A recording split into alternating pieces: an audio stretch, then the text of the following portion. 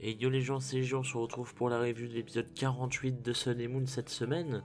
Un épisode qui s'est avéré beaucoup plus intéressant et en même temps à la fois chiant que je ne l'aurais cru. C'est-à-dire qu'en fait, une bonne partie de l'épisode est assez chiante, mais en fait, le global de l'épisode est très sympa à suivre. Donc c'est assez étrange à décrire comme ça, mais je vous assure que l'épisode était vraiment pas si mal, surtout vers la fin où l'épisode m'a vraiment il m'a fait mal hein. Clairement si vous avez vu la fin c'est vraiment terrible ce qui se passe et du coup ça concerne bien évidemment Lily donc c'est un petit peu terrible parce qu'on se rapproche vraiment des dramas donc voilà donc c'était pour teaser un petit peu l'épisode. Maintenant si vous l'avez pas vu je vous laisse bien évidemment aller le voir avant de regarder cette review évidemment. Donc je vais y aller. Donc au tout début de l'épisode, en fait, si vous voulez, c'est un speech assez classique et tout, et c'était assez chiant, pour être franc, au début. En fait, toute l'équipe des héros, donc la fameuse classe, hein, comme d'hab, et le professeur Pimprenel se rendent chez Forbe pour une nuit, ils vont passer une nuit ensemble et tout, comme ça, entre amis, hein, tout simplement.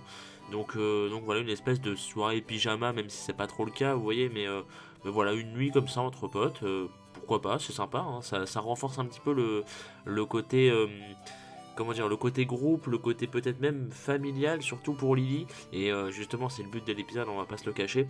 C'est vraiment fait pour Lily et pour ce côté-là. Donc, en fait, ils en profitent une fois qu'ils sont chez Euphorbe pour faire plein de jeux, plein d'activités, tout ça en collectif. Notamment, notamment un petit jeu d'attaque Z, en fait, où si vous voulez, comment dire, le topo, c'est Rotom qui doit enchaîner comment dire, il va afficher en fait trois types si vous voulez sur lui-même, hein, sur son écran. Et en fait il va falloir que les joueurs du coup fassent le geste du Z-move associé au type. Par exemple plante, tu lèves les bras au ciel, feu tu mets la main devant toi, etc. et tout. Et en fait à chaque fois il tombait sur deux types et un troisième qui n'est pas le même, tu vois. Et au final, des fois, ça tombait vraiment sur trois fois le même type et tout. Et à un moment, c'est tombé trois fois sur le type feu. Et du coup, ça fait que Kaki a vraiment fait l'attaque Z dans la maison de Forbes. C'était n'importe quoi, mais j'ai hurlé de rire parce que c'est Kaki, le mec est un génie infini. Mais je m'attendais tellement pas à ça. Et je vous le disais, franchement, le début de l'épisode était assez chiant. Enfin, c'était pas chiant, mais c'est dommage parce que tu savais qu'il allait se passer des choses dans l'épisode et tout, et tu te disais quand en fait, parce que là c'est bien marrant ce que vous nous montrez et tout, mais on se fait un petit peu chier et tout. Et là Kaki a réussi à me dire bon, finalement c'est pas si chier que ça, il est toujours là, donc c'est assez drôle. Il y a quand même du comique alors qu'avant il y en avait vraiment pas, c'était vraiment un truc sérieux et tout, un petit peu chiant. Donc voilà, donc heureusement que Kaki était là pour le coup, et c'était un passage que j'ai vraiment beaucoup aimé, ça m'a beaucoup fait rire. Donc du coup, après ce désastre, hein, évidemment, le groupe se divise entre guillemets en deux.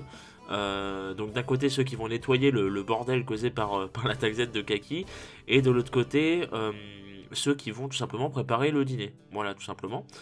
Et au final, une fois que le dîner est prêt, en fait, le Goinfrex de Pimprenel dévore tout en une frame. C'est terrible. Donc du coup, ils ont fait tout ça pour rien. Et bon, c'était assez inattendu, je dois bien l'avouer, même si on aurait dû s'y attendre. Mais sur le coup, ça m'a vraiment étonné et tout. Et j'étais en mode putain, quel enfer, encore une fois. Donc c'était encore un passage assez drôle que je voulais noter. Donc voilà. Sinon, je vais maintenant parler du global de l'épisode, en fait, si vous voulez, parce qu'en gros, c'est tout ce que j'avais à noter, sauf la fin, mais j'en parlerai juste après. En fait, si vous voulez, cet épisode, mais surtout Lily en avant, donc, notamment, en fait, comment dire, notamment par le fait qu'elle ait des interactions publiques, entre gros guillemets, avec plein d'autres personnes, un peu comme une famille si vous voulez, vous voyez, sachant qu'elle est pas chez elle et tout, et qu'elle est pas non plus à l'école, tu vois, d'habitude t'es à l'école, tu rentres chez toi, Lily elle rentre chez elle, elle est seule, tu vois, elle a juste James son majordome, et puis voilà, c'est tout, donc en gros elle se fait chier. Tandis que là, il y a vraiment du monde et tout avec elle, donc ça doit lui faire bizarre en fait. Et c'est en fait dans tout l'épisode, ça lui fait vraiment bizarre. Elle est assez surprise, assez étonnée, tout ça et tout. Donc ça justement, ça joue sur ça et ça met vraiment en avant ce principe-là du coup de Lily de se mettre, comment dire, de sortir quelque part de sa coquille quelque part. C'est un peu ça. Et en fait, bah, c'est quelque chose qui lui manque, le fait d'avoir une famille, évidemment, on le sait, hein, avec Gladio et avec Elsamina. Et en fait, c'est surtout qu'au début de l'épisode, ça c'est quelque chose que je vous ai pas dit tout à l'heure, mais je préférais le dire maintenant. Au début de l'épisode, en fait, Elsamina ordonne à James, le majordome, de filmer en fait Lily constamment afin de toujours avoir un aperçu d'elle, etc. Bien évidemment, ça finit très rapidement par énerver Lily et ça l'étouffe littéralement pendant qu'elle est en train de. Enfin, le mec la filme même pendant qu'elle est en train de bouffer avec Shilon. Donc voilà, le mec est très cancérigène, mais il fait que suivre les ordres, tu vois. Mais bon, ça fait chier Lily, donc Lily à un moment elle prend les mesures qu'il faut et tout. Elle dit non, non, on arrête ça tout de suite et tout, vous me cassez les dents. Donc voilà, donc c'est plutôt assez cool. Et du coup, au final.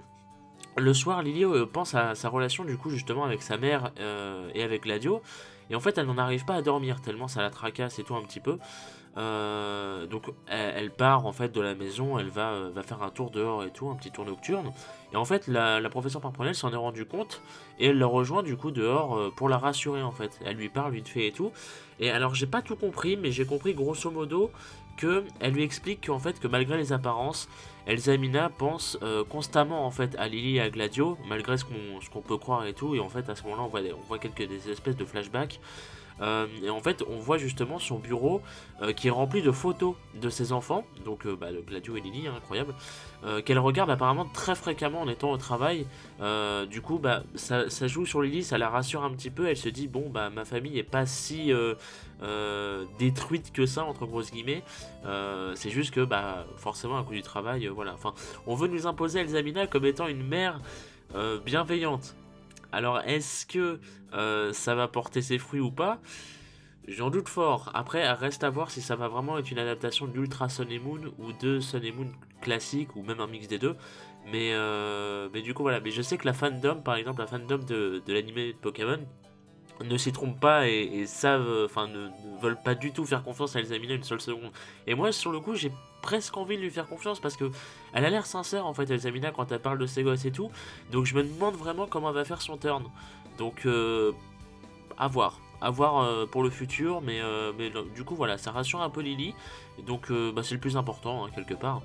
Et en fait le lendemain, et ça c'est la partie absolument tragique de l'épisode, sincèrement c'était pas dur à voir, mais tu sens que ça met des préquels qui vont être terribles. Donc c'est assez dramatique tout simplement. Donc en fait le lendemain les enfants repartent de chez Oforb hein, tout simplement. Et en fait Lily pense à Gladio qu'elle aimerait bien revoir. Voilà tout simplement. Donc du coup Cosmog s'approche du coup d'elle pour la téléporter dans la grotte où se trouve Gladio. Et là c'est le drame. Parce que là en fait Type 0 du coup à cause de Cosmog, hein, enfin il sent la présence de Cosmog et tout. Et Lily elle lui dit oh Gladio je t'ai retrouvé et tout. Enfin elle est toute contente. Et en fait, du coup, Type 0 saute sur Lily, mais littéralement, enfin, il saute devant Lily, pas sur Lily, ça serait un peu terrible. Mais il saute devant Lily, ce qui en fait provoque instantanément un flashback à Lily, et ça lui rappelle son traumatisme, littéralement. C'est-à-dire qu'on voit, en fait, dans le flashback, on voit un Sylvalier qui est assombri, mais on voit que c'est un Sylvalier, on le reconnaît clairement sa silhouette. Comment dire? On le voit comme s'il s'apprêtait à attaquer Lily ou à bondir sur elle à moitié. Enfin, il lui fonce dessus en fait. Il lui fonce dessus littéralement. Donc c'est très... Enfin, tu peux comprendre que quand t'es gosse, un truc géant comme ça te fonce dessus, tu flippes un petit peu. Surtout avec la gueule qu'il a dans le flashback. Voilà. Et en fait, du coup, ça retraumatise Lily. Et Cosmog, du coup, l'a re-TP directement avec les autres enfants, du coup. Mais le problème, c'est que c'est trop tard. Et oui. Parce que Lily, sous le choc, elle est tellement sous le choc qu'elle en est paralysée, pardon. Elle n'arrive même plus à parler, jusqu'à ce que Shilon vienne vers elle et tout, pour essayer de comprendre ce qui se passe et tout. Mais le problème, c'est que elle le repousse instantanément. Mais quand je vous dis instantanément, c'est que Shilon s'approche, elle lui dit non, casse-toi. Mais vraiment.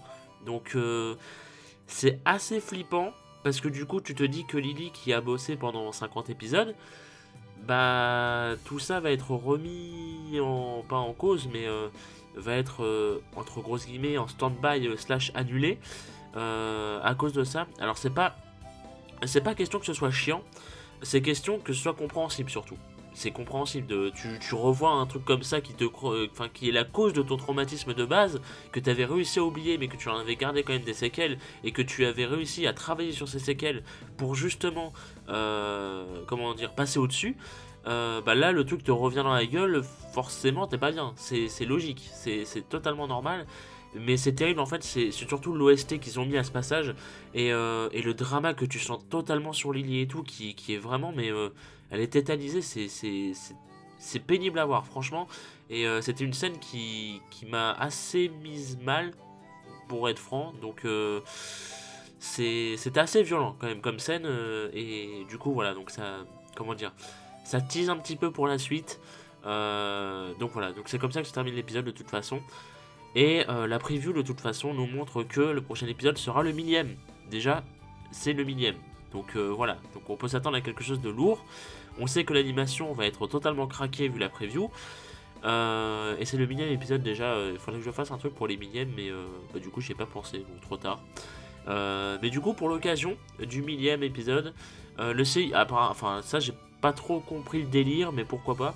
En fait il y a un seiyuu qui apparemment faisait Hypnomade. Donc un seiyuu c'est un doubleur japonais, hein, pour ceux qui ne le sauraient pas. Donc le seiyuu qui faisait le doubleur, enfin le seiyuu qui faisait Hypnomade, pardon, dans les premières générations apparemment de Pokémon, va revenir pour jouer celui de Sobon. Du coup, bah pourquoi pas, enfin j'ai envie de te dire, on s'en fout un petit peu, enfin apparemment c'est une grande référence au Japon, donc pourquoi pas, tu vois, c'est juste pour un délire, pour que ce soit comique et tout, pourquoi pas, ça fait plaisir, écoute, nous ça nous concerne pas vraiment, mais voilà. Donc du coup, ce qu'on sait par contre, c'est que Sacha et Lily seront au paradis éther, là où Sobon va tenter de kidnapper Lily, rien que ça, et même de l'hypnotiser.